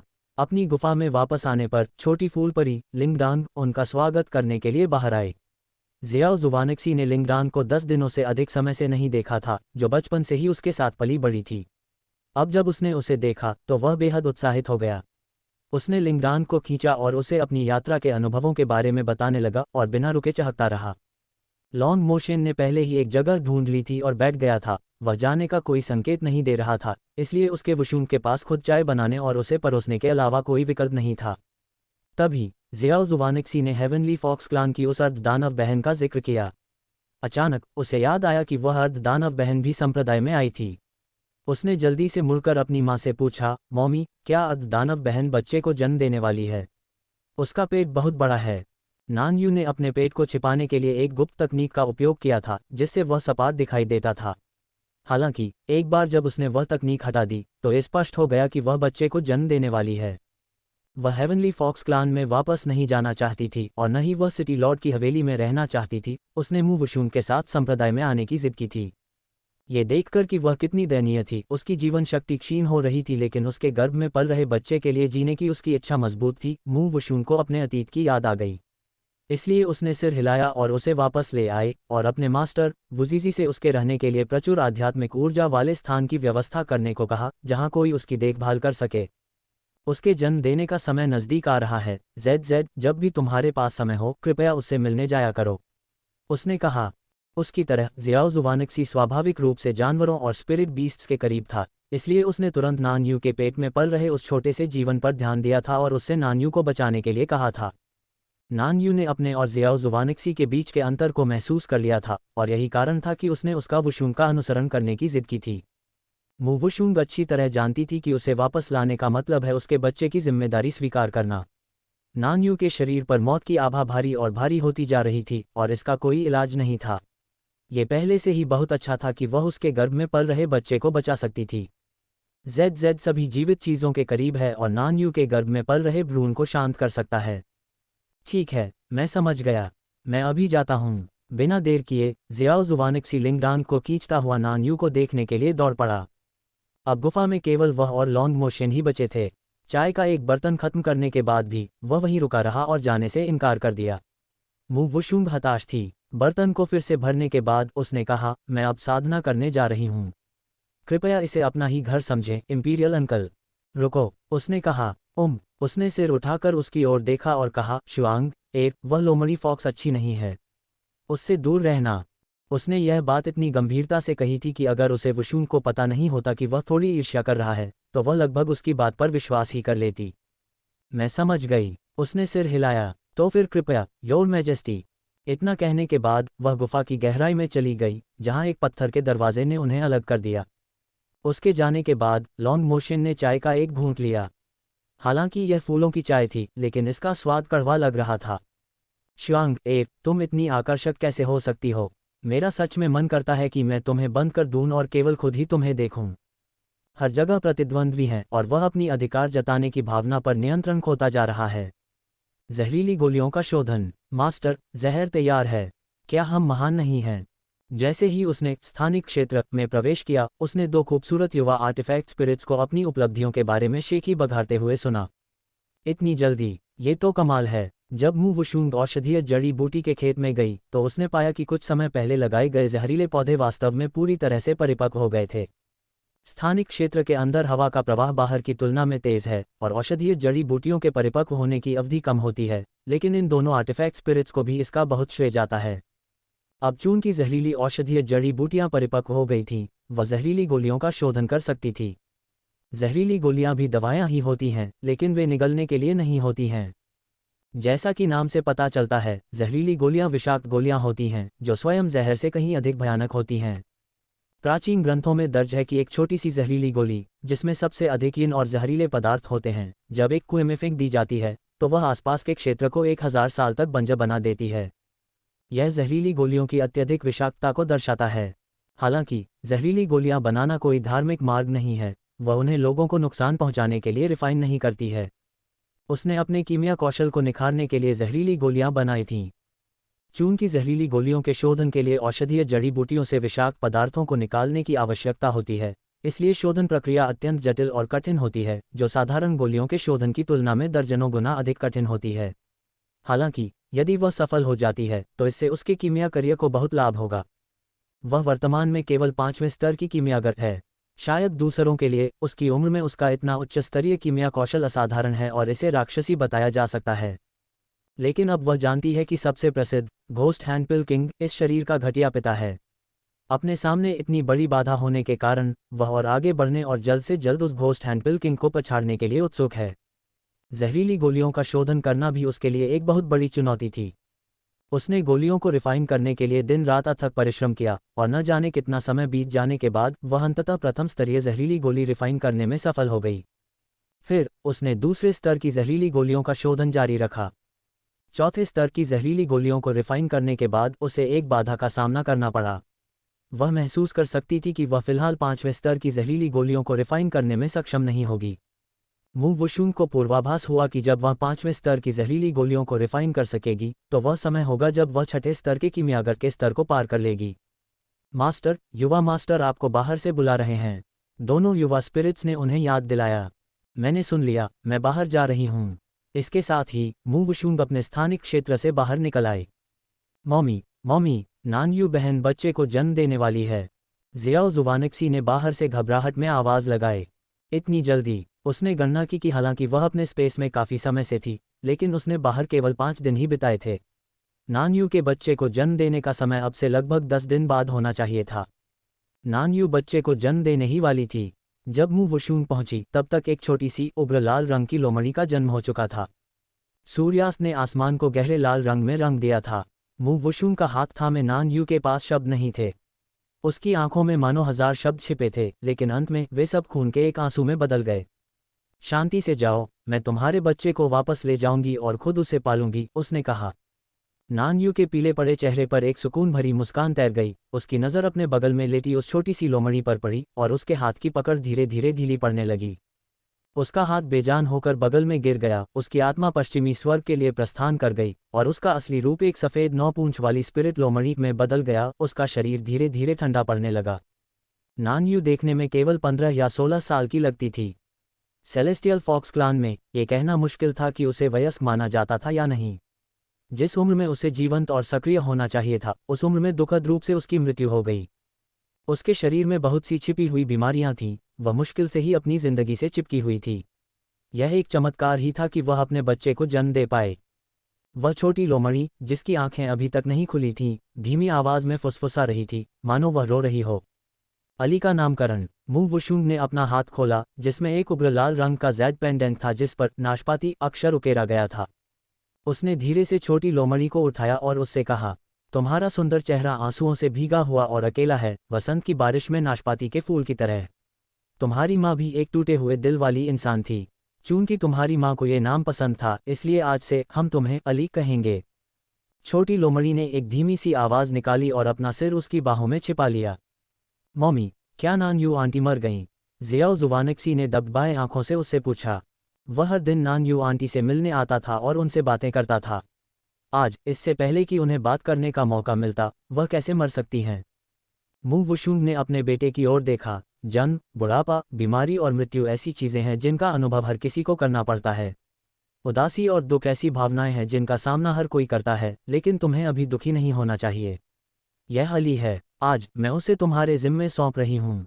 क्या तुम उसकी अच्छी देखभाल कर सकते हो? जियाओ जुवानक्सी ने सुबकते हुए सिर हिलाया। मैं निश्चित रूप से अली बहन की अच्छी देखभाल कर सकता हूँ। वह छोटी बहन है, इसलिए मुझे नानयू को आंटी कहना चाहिए, है ना मॉमी? हाँ, मैं तुम्हारी छोटी बहन को तुम्हारी देखभाल में छोड़ रही हूँ। छोटी लोमड़ी द्वारा अपना ध्यान बंटने के कारण जियाओ जुवानक्सी अपना दुख भूल गया। वह अली को बाहर ले गया और लिंगडांग से अली के पीने के लिए थोड़ा जानवरों का दूध ढूंढने को कहा। जब लॉन्ग मोशन ने अपने बेटे को एक छोटी लोमड़ी लाते हुए देखा तो उसने उग्र लाल लोमड़ी पर कुछ पलों के लिए अपनी गहरी नज़रें टिकाईं और कहा, बेटा अपने पिता को देखने दो। ओह डैडी, सावधान रहना, यह अली बहन है, उसे गिरने मत देना। ज़ियाओ ज़ुवानिक्सी ने सावधानी से अली को अपने पिता को सौंप दिया। लॉन्ग मोशन ने छोटी लोमड़ी को उठाया। छोटी लोमड़ी की आंखें अभी भी बंद थीं और वह नींदी थी। उसने अपनी कुछ आध्यात्मिक ऊर्जा से उसकी जांच की और फिर जल्दी से उसे वापस खींच लिया। डैडी, मुझे पकड़ने दीजिए। लॉन्ग मोशन ने छोटी लोमड़ी अपने बेटे को लौटा दी। मैं तुम्हारी माँ को ढूंढने अंदर जा रहा हूँ। इतना कहने के बाद उसने अंदर कदम रखा। एक राजसी अतीत और क्रूर पिता। मूवुशुंग अपने हाथ में एक जैद स्लिप लिए चुपचाप खड़ी थी। जैद स्लिप के अंदर नान यू की वसीयत थी, जिसमें बस कुछ ही शब्दों में उसके छोटे से जीवन का वर्णन किया गया था। एम्बरग्रिस की वह परिचित गंध करीब आई, बिना पीछे मुड़े वह जानती थी कि यह वही है। तुम अंदर कैसे आ गए? उसने पूछा। श्वांग क्या तुम नान यू की पहचान जानती हो? लॉन्ग मोशन ने पूछा। मैंने पहले इसका अंदाज़ा लगाया था और अब मैंने बस इसकी पुष्टि की है। सेलेस्टियल फॉक्स क्लान एक बड़ा कबीला है और वूमिंग इसका क्राउन प्रिंस है, जिसके अधीन कई प्रजा हैं। पहली बार नान यू को देखने और उसे अपने गर्भवती पेट को छिपाने के लिए एक गुप्त तकनीक का उपयोग करते हुए देखकर ही उसने अंदाज़ा लगा लिया था कि वह कोई साधारण इंसान नहीं थी। उसने अभी अभी जैद स्लिप पढ़ी थी और अपने अंदाजे की पुष्टि की थी। नान यू दानव सम्राट की सबसे छोटी बेटी थी। उसका नाम वू नान यू था, जो हेवनली फॉक्स क्लान की 9वीं राजकुमारी थी और वू मिंग की सौतेली बहन भी थी। उसकी स्थिति बहुत ही कुलीन थी। वह अपनी मृत्यु तक सेलेस्टियल फॉक्स क्लान में वापस जाने से क्यों इनकार करती रही, यह अभी भी अज्ञात था। नान यू को निश्चित रूप से ज़ियाओ ज़ुवानिक्सी की बातों से पता चल गया होगा कि वूमिंग भी किंग्युन तलवार संप्रदाय में आया था, लेकिन वह वूमिंग को ढूंढने नहीं गई। इसके बजाय उसने अपने बच्चे को एक अजनबी को सौंप दिया जिससे वह केवल कुछ ही बार मिली थी। इसके पीछे निश्चित रूप से उसके अपने कारण रहे होंगे। क्या शुआंग जानती है कि अली का पिता कौन है? लॉन्ग मोशन ने आगे कहा। मूवुशुंग ने अपना सिर घुमाया और मुस्कुराते हुए उससे पूछा, क्या इंपीरियल अंकल जानते हैं? हेवनली फॉक्स डैमन एम्परर दानव जाति पर शासन करता था, लेकिन वह गंभीर रूप से घायल हो गया था और कई वर्षों तक एकांतवास में चला गया। उसके 4 जनरलों ने दानव जाति के क्षेत्र को आपस में बांट लिया। बाद में उन 4 जनरलों में से क्रिम्सन मून जनरल ने बाकी सभी जनरलों को मार डाला, दानव जाति के क्षेत्र पर कब्जा कर लिया और खुद को क्रिम्सन मून डेमन किंग घोषित कर दिया। हालांकि उसने दानव सम्राट को सत्ता से नहीं हटाया, लेकिन उसके पास दानव सम्राट से भी अधिक शक्ति थी। मूवुशुंग स्वाभाविक रूप से क्रिम्सन मून डेमन किंग के बारे में जानती थी। क्रिम्सन मून डेमन किंग भी एक लोमड़ी था, लेकिन वह एक ब्लड नाइट फॉक्स था। उसकी रक्तरेखा कुलीन थी, लेकिन हेवनली फॉक्स की रक्तरेखा की तुलना में ब्लड नाइट फॉक्स की रक्तरेखा बहुत अधिक खून की प्यासी और क्रूर थी। वह बिना किसी कारण के क्रिम्सन मून डेमन किंग का जिक्र नहीं करता। छोटी लोमड़ी के खून जैसे लाल बालों को याद करते हुए मूवुशुंग को अचानक एहसास हुआ, अंकल, क्या आपका मतलब है कि अली का पिता क्रिम्सन मून डेमन किंग है? लॉन्ग मोशन ने सिर हिलाया। क्रिम्सन मून डेमन किंग एक ऐसा व्यक्ति है जो हत्या करने को महत्व देता है। उसने बस इतना ही कहा, लेकिन मूवुशुंग समझ गई कि उसका क्या मतलब था। उसका मतलब था कि अगर क्रिम्सन मून डेमन किंग को अली के अस्तित्व के बारे में पता चला तो वह शायद बिना किसी स्पष्टीकरण के उसे मार डालेगा। लेकिन नान यू ने बच्चे के पिता को ढूंढने के बारे में सोचे बिना अली को उसे सौंप दिया था और उसने नान यू की जिम्मेदारी को स्वीकार कर लिया था। इसलिए अली अब उसकी जिम्मेदारी थी। केवल इसलिए कि अली का जैविक पिता बहुत क्रूर है, वह अपना वादा नहीं तोड़ेगी। लॉन्ग मोशन केवल उसकी आंखों में देखकर बता सकता था कि वह क्या योजना बना रही थी। वह हल्का सा मुस्कुराया। जैसा उसने अंदाज़ा लगाया था, शुआंग की प्रतिक्रिया बिल्कुल वैसी ही थी।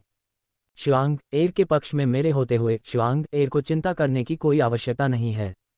मूवुशुंग के होंठ हल्के से ऊपर की ओर मुड़ गए, उसे बेवजह सुकून महसूस हो रहा था। तो फिर मुझे वास्तव में आपको धन्यवाद देना चाहिए, इंपीरियल अंकल। एक प्यारी सी कल्पना और एक गलतफहमी। जब नान यू को दफनाया गया तब तक छोटी लोमड़ी अली अपनी आंखें खोलने में सक्षम हो गई थी। वह बहुत छोटी थी, ज़ियाओ ज़ुवानिक्सी की बाहों में दुबकी हुई थी और उसकी चमकीली पानी जैसी आंखें मासूमियत से चारों ओर देख रही थीं। उसने अभी अभी जानवरों का दूध पिया था और उसका शरीर दूध की खुशबू से महक रहा था। ये दूध या खुशबू न केवल उससे बल्कि ज़ियाओ ज़ुवानिक्सी से भी आ रही थी। चूंकि अली ने इसे बड़े चाव से पिया था, इसलिए ज़ियाओ ज़ुवानिक्सी ने भी, जिसने कई दिनों से जानवरों का दूध नहीं पिया था, बेशर्मी से एक बड़ा कटोरा पी लिया था। वह भोली और मासूम छोटी लोमड़ी बस अपनी आंखों को इधर उधर घुमा रही थी, इस बात से अनजान कि वह अपनी महान माँ को दफना रही है। ज़ियाओ ज़ुवानिक्सी ने छोटी लोमड़ी को ज़मीन पर रखा और उसे गोद में लेने से पहले 3 बार सिर झुकाकर प्रणाम करवाया। मू वुशुंग बहुत प्रसन्न थी। अब जबकि वह एक बड़ा भाई बन गया था, उसका बेटा वास्तव में बहुत समझदार हो गया था और ऐसा लग रहा था कि वह समझता है कि जिम्मेदारी का क्या मतलब होता है। अगर भविष्य में उसकी एक छोटी बहन होती है तो वह शायद उसकी अच्छी देखभाल कर पाएगा। पू, उसने अपना सिर जोर से हिलाया। हे भगवान, वह क्या सोच रही थी? वह कोई और बच्चा नहीं चाहती थी। शुआंग, क्या हुआ? लॉन्ग मोशन ने चिंता से पूछा, क्या तुम्हारे सिर में फिर से दर्द हो रहा है? उसने जल्दी से अपना सिर हिलाया, नहीं। उसके खूबसूरत चेहरे को एक पल के लिए घूरते हुए उसने अचानक सोचा कि अगर उनकी एक और बेटी होती तो वह निश्चित रूप से बहुत सुंदर होती। मेरा बेटा बहुत शरारती है, वह मेरी बेटी जितना प्यारा तो बिल्कुल नहीं होगा। ये सोचने के बाद उसका चेहरा तुरंत सुर्ख लाल हो गया। वह वास्तव में उस बेटी के बारे में सोच रही थी जो उसकी और उसकी मोशन की हो सकती थी। तुम्हारा चेहरा इतना लाल क्यों है? क्या तुम्हारी तबीयत ठीक नहीं है? लॉन्ग मोशन और भी अधिक घबरा गया, उसे डर था कि कहीं उसके शरीर में कुछ होना गया हो।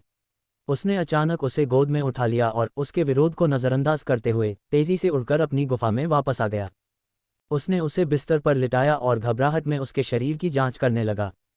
मू वुशुंग का चेहरा और भी लाल हो गया और उसने जल्दी से उसके उन हाथों को पकड़ लिया जो उसके शरीर पर घूम रहे थे और बोली, अंकल, मुझे सच में कहीं भी असहज महसूस नहीं हो रहा है। क्या तुम सच में ठीक हो? लॉन्ग मोशन ने उसके चेहरे को देखा जो सूर्यास्त से भी ज्यादा लाल हो रहा था। उसकी आंखों में स्पष्ट संदेह था। मैं ठीक हूँ, मुझे कहीं भी कोई परेशानी नहीं हो रही है, मू वुशुंग ने जल्दी से जवाब दिया। उसके द्वारा इस तरह से गोद में उठाए जाने से उसकी शांत और गंभीर सीनियर सिस्टर वाली छवि अब चकनाचूर होने वाली थी। लॉन्ग मोशन ने राहत की सांस ली लेकिन उसके चेहरे के भाव नहीं बदले। उसने कहा, मुझे देखने दो कि कहीं तुम्हें बुखार तो नहीं है। ठीक है, ठीक है, छू कर देख लो, मैं सच में बिल्कुल ठीक हूँ। उसने उसके चिकने गोरे माथे को छुआ और जानबूझकर पूछा, ये थोड़ा गर्म क्यों लग रहा है? मू वुशुंग ने जल्दी से खुद अपना माथा छुआ, ये गर्म नहीं है। सच में, शायद मेरे हाथों को महसूस नहीं हो रहा है। मैं एक बार फिर से कोशिश करता हूँ। उसके पास सिर हिलाने और उसे दोबारा कोशिश करने देने के अलावा कोई विकल्प नहीं था। अचानक उसने अपना सिर झुकाया और अपना माथा उसके माथे से सटा दिया। मू वुशुंग की आंखें इस अचानक की गई हरकत से आश्चर्य से चौड़ी हो गईं। तुम ये क्या कर रहे हो? मैं शुआंग एयर का तापमान जांचने के लिए अपने माथे का उपयोग कर रहा हूँ। शुआंग एयर अभी भी थोड़ी गर्म लग रही है। उसकी सांसें उसके चेहरे पर पड़ रही थीं, जो थोड़ी गर्म थीं। वह अवाक रह गई, उसने कभी उम्मीद नहीं की थी कि वह ऐसा कुछ करेगा। हालांकि उसका खूबसूरत रूप मनमोहक था। उसकी गहरी अथाह आंखों में मानो कोई भंवर था जो उसे पूरी तरह से अपनी ओर खींच रहा था। उस पल उसका दिल जोरों से धड़कने लगा और हर धड़कन उसके कानों में गूंज रही थी। उसकी सांसें अभी भी धीरे धीरे करीब आ रही थीं, जो उसे कुछ समय पहले के उस अविश्वसनीय रूप से भावुक चुंबन की याद दिला रही थीं। वह चुंबन इतना भावुक और तीव्र था कि वह उसमें पूरी तरह से खो गई थी और अक्सर उस लंबे चुंबन को याद करती थी। इसलिए भले ही वह जानती थी कि वह ये सब जानबूझकर कर रहा है, लेकिन जब उसके होंठ धीरे धीरे करीब आए तो वह पीछे नहीं हटी, बल्कि उसने अपने हाथ बढ़ाकर उसकी गर्दन के चारों ओर डाल दिए। अंकल, क्या आप मुझे चूमना चाहते हैं? उसकी आवाज़ कोमल और धीमी थी और उसके खूबसूरत चेहरे पर ऑर्किड की भीनी भीनी खुशबू छा गई। तुम सच में एक जादूगरनी हो। लॉन्ग मोशन की गहरी आवाज़ थोड़ी भारी हो गई। उसने अपना हाथ बढ़ाकर उसके सिर के पिछले हिस्से को सहारा दिया, जिससे उसके पीछे हटने का हर रास्ता बंद हो गया।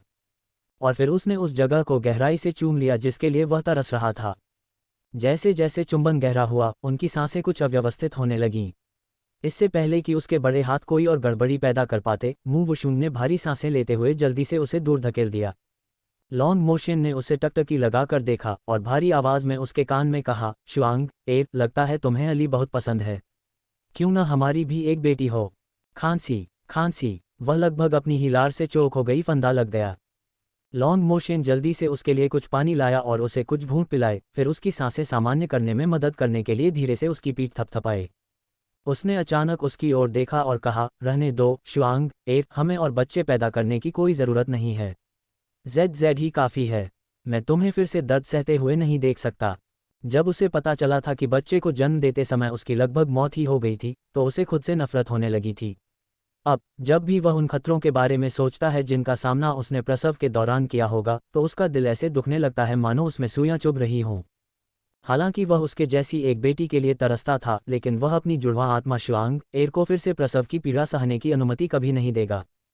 उसका और शुआंग का एक बेटा है और वह काफ़ी है। मू वुशुंग ने उसकी आंखों में वह दर्द देखा। यह आदमी उसे अपनी रूह तक प्यार करता था, ऐसी नज़रों का दिखावा नहीं किया जा सकता था। उसका पहले से ही डगमगाता दिल अचानक पिघल गया। उसने स्वीकार किया कि वह उसके प्यार में पड़ चुकी थी। उसने उसे जवाब इसलिए नहीं दिया था क्योंकि उसकी याददाश्त का एक हिस्सा गायब था, जो उसे हमेशा अधूरा महसूस कराता था। उसे नियंत्रण से बाहर होने का एहसास नफरत भरा लगता था, लेकिन अब वह अपनी भावनाओं को और दबाना नहीं चाहती थी, इसलिए उसने सब कुछ अपने दिल के फैसले पर छोड़ने का निश्चय किया। पास में इतना खूबसूरत आदमी हो तो वसंत की रात बहुत छोटी लगती है। ये सोचकर उसके होठों के कोने ऊपर उठ गए। उसने अचानक उसके कपड़े पकड़े और उसे अपनी ओर खींचा, जिससे उसका संतुलन बिगड़ गया और वह उस पर गिर पड़ा।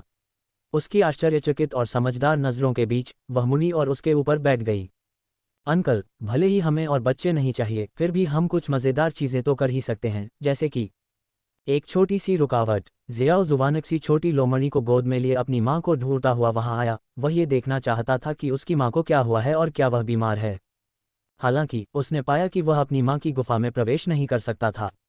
ऐसा लग रहा था मानो बाहर से कोई चीज़ उसे रोक रही हो। जब भी उसने अंदर जाने की कोशिश की, उसे रोक दिया गया। मॉमी, डैडी, ज़ियाओ ज़ुवानक्सी ने बाहर से ज़ोर से आवाज़ लगाए। उसके पीछे खड़ी लड़की लिंगडांग के माथे पर ठंडा पसीना आ गया।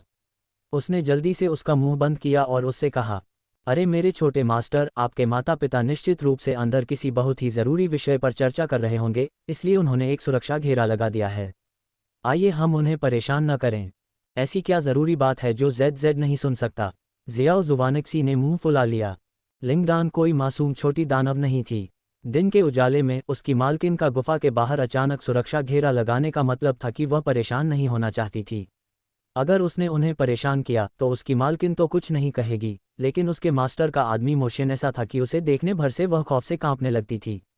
इसलिए वह अपने युवा मास्टर को उन्हें परेशान नहीं करने दे सकती थी। जीवित रहने की तीव्र इच्छा के साथ लिंगडांग ने जल्दी से कहा, युवा मास्टर, चलिए स्वॉर्ड पीक पर खेलने चलते हैं। वहाँ एक बहुत बड़ा घास का मैदान है। अली को वह जगह निश्चित रूप से बहुत पसंद आएगी। हालांकि छोटी लोमड़ी अभी भी मासूम थी, लेकिन उसने ज़ियाओ ज़ुवानक्सी को उसे कई बार अली पुकारते हुए सुना था, इसलिए जब भी वह अली सुनती तो वह हरकत करने लगती, और इस बार भी ऐसा ही हुआ। उसने अपना सिर उठाया और अपनी काली पानी जैसी आंखें झपकाईं। लिंगडांग ने कहा, युवा मास्टर, देखिए, अली भी सच में वहां जाना चाहती है। चूंकि अली जाना चाहती है तो चलो चलते हैं।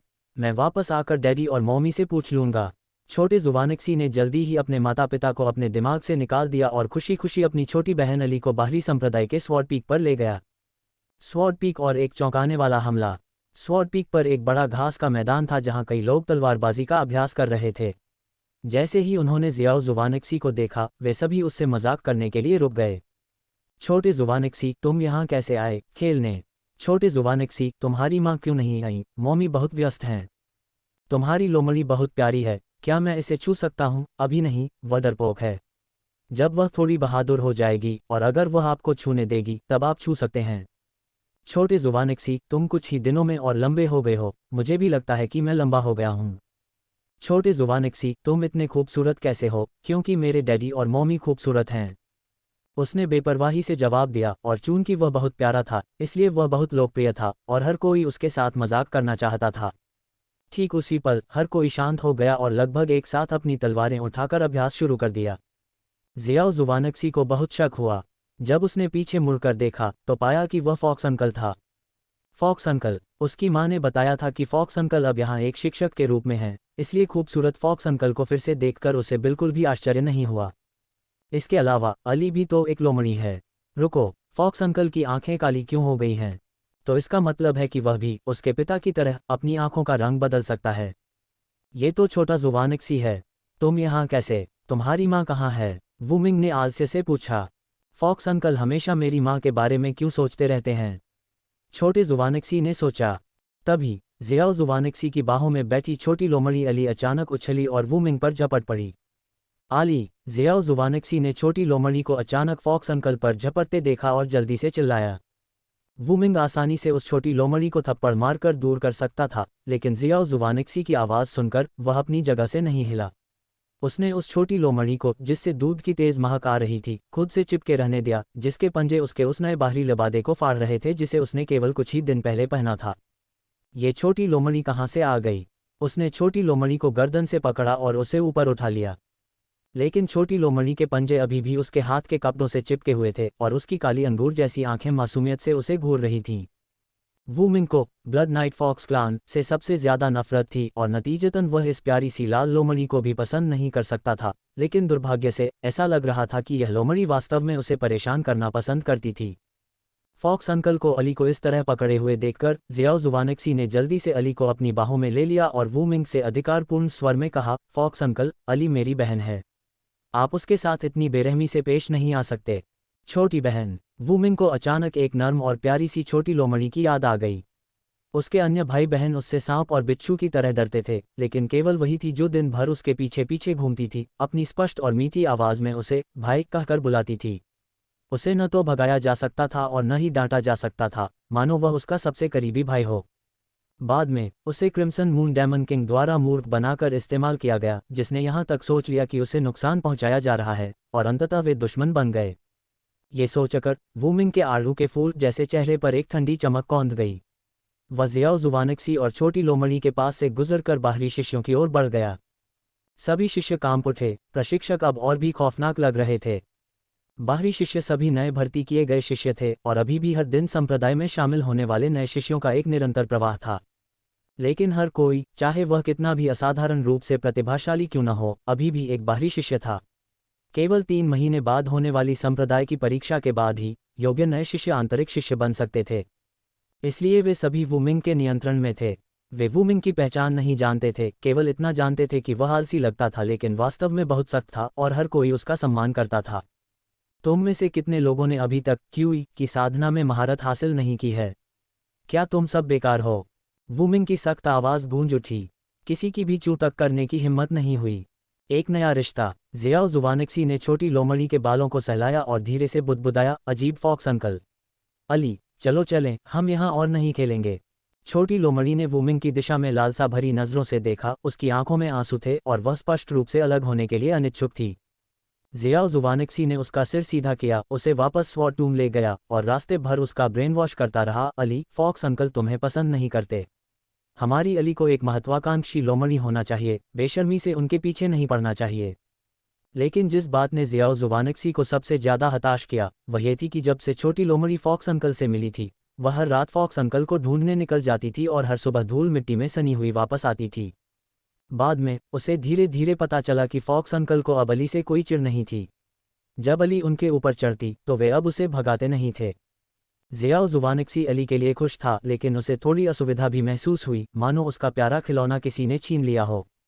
हालांकि ये तथ्य कि उसके पिता अब बगल वाले कमरे में नहीं बल्कि उसकी मां के साथ सोते थे, जियाओ जुवानेक्सी को फिर से खुश कर गया। डैडी और मॉमी अब और भी ज्यादा प्यार करने लगे हैं। मुझे उस भयंकर फॉक्स अंकल पर बहुत गुस्सा आ रहा है। अधिकार की भावना और एक रहस्य। जेड, क्या अली फिर से तुम्हारे फॉक्स अंकल के पास गई है? उस दिन मू वुशुंग ने लापरवाही से पूछा। प्यार की बारिश से पोषित होकर वह पिछले कुछ दिनों में और भी खूबसूरत हो गई थी। किसी का अधिकार जताने का स्वभाव बढ़ता जा रहा था। वह उसे बाहर जाने से रोकता था और नहीं चाहता था कि बाहरी लोग उसकी सुंदरता देखें।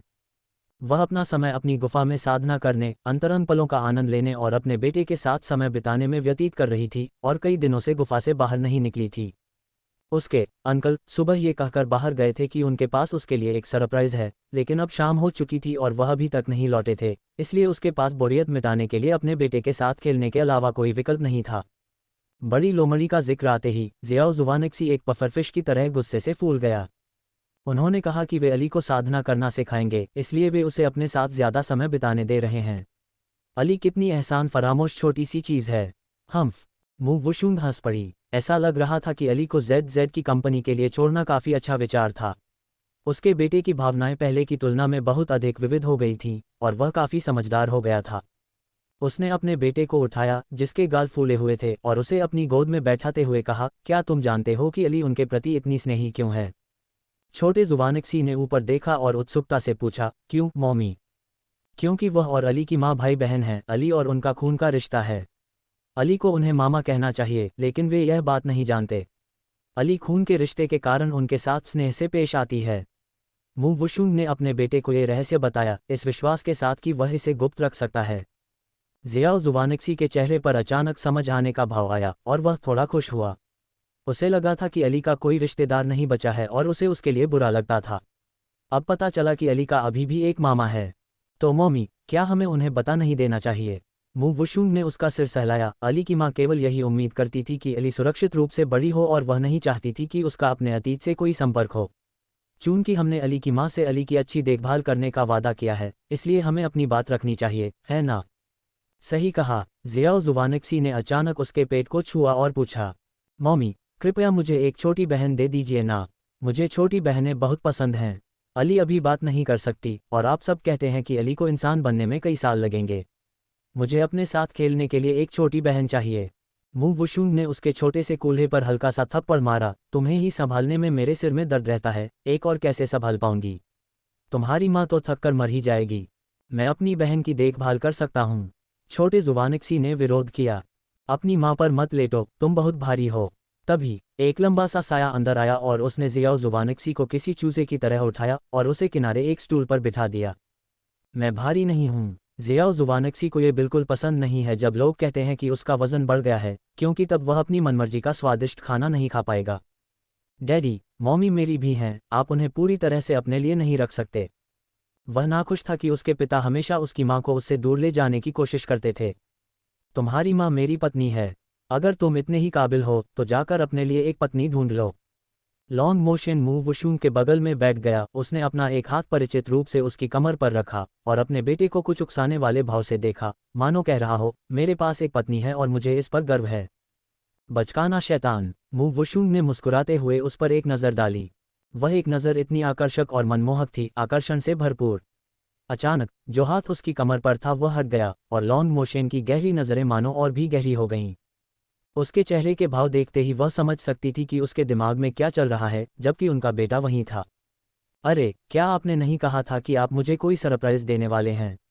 उसने बात बदलते हुए पूछा। हाँ, मैं तुम्हें पहाड़ के नीचे ले चलूंगा और शुआंग एर को पता चल जाएगा कि सरप्राइज क्या है।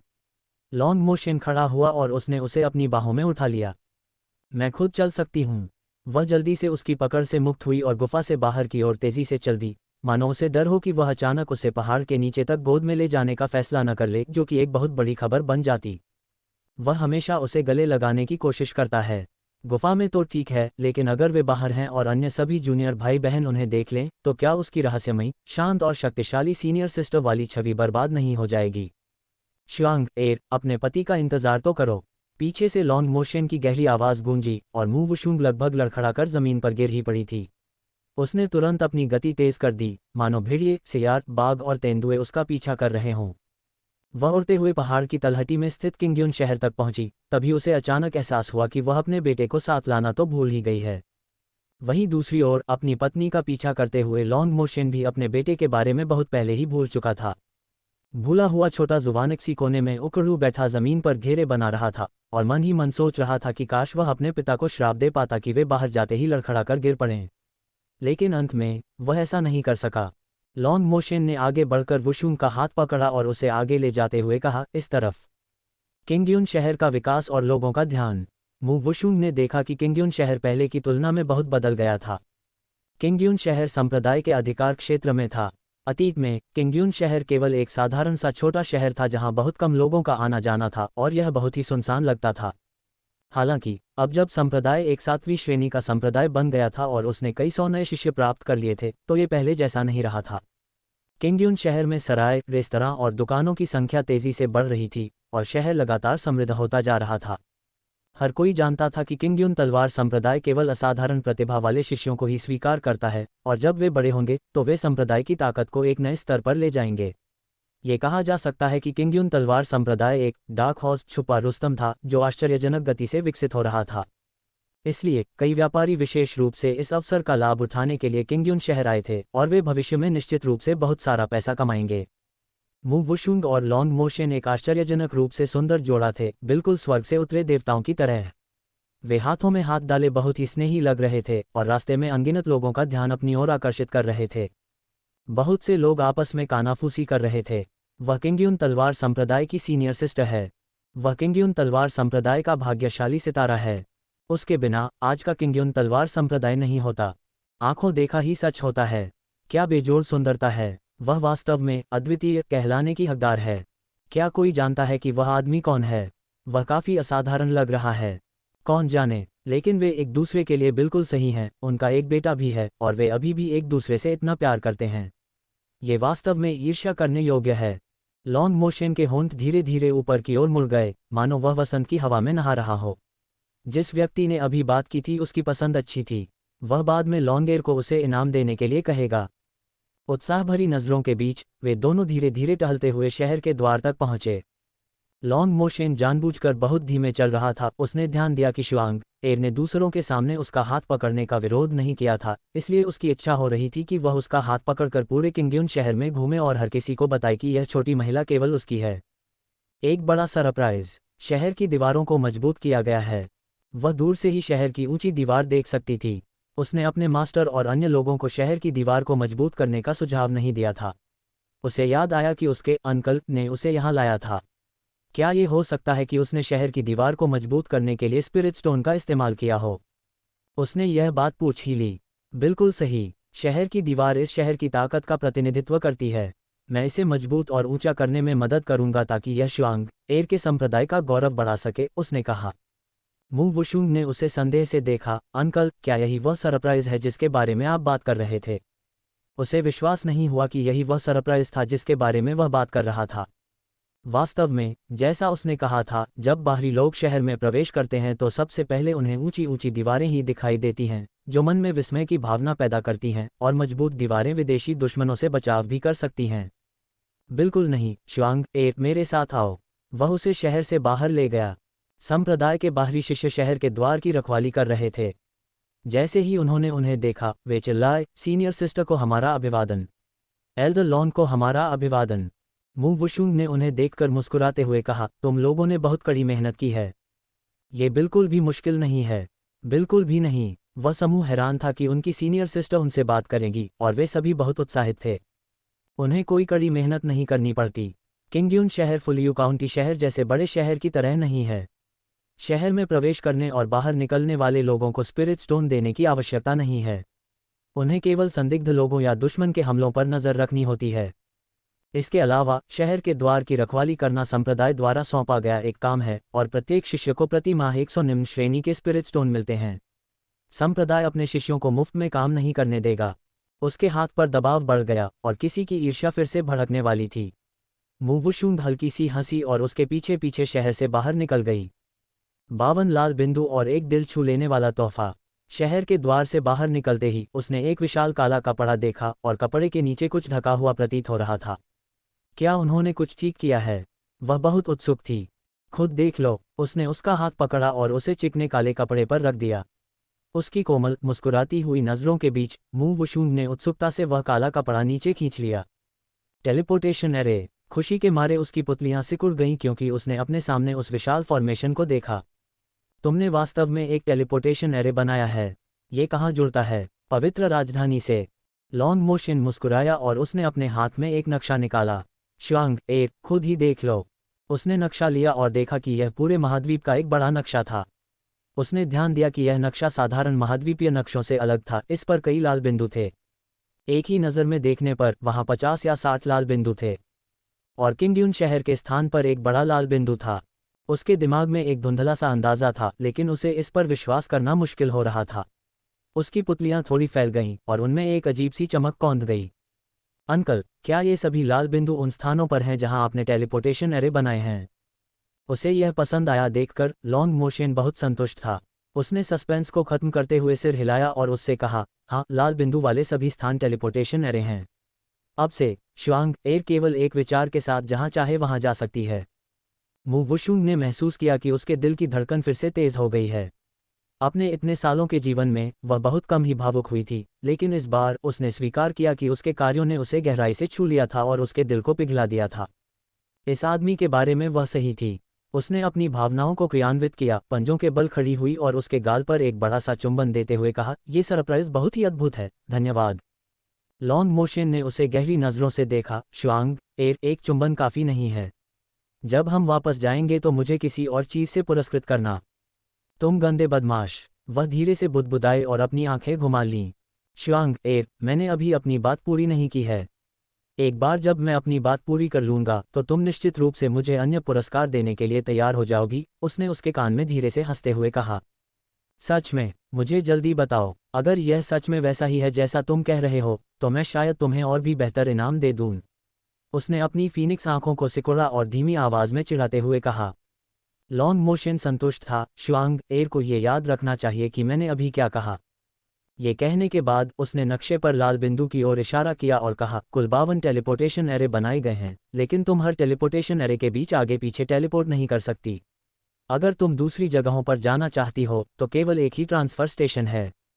उसने अपनी लंबी पतली उंगलियों को किंगयुन शहर का प्रतिनिधित्व करने वाले लाल बिंदु पर रखा और उसकी खुशी को बढ़ाते हुए धीरे से कहा, यह ट्रांजिट स्टेशन किंगयुन शहर है। किंगयुन शहर किसी भी अन्य टेलीपोर्टेशन बिंदु से जुड़ सकता है। मुंह वुशुन का मुंह थोड़ा सा खुल गया, वह गहरे सदमे में थी। उसने वास्तव में केवल किंगयुन शहर को ही एक ट्रांजिट पॉइंट के रूप में स्थापित किया था। दूसरे शब्दों में, पूरे महाद्वीप में फैले अन्य 52 टेलीपोर्टेशन एरे केवल एक ही जगह ले जाते हैं, किंगयुन शहर, जो किंगयुन तलवार संप्रदाय का घर है।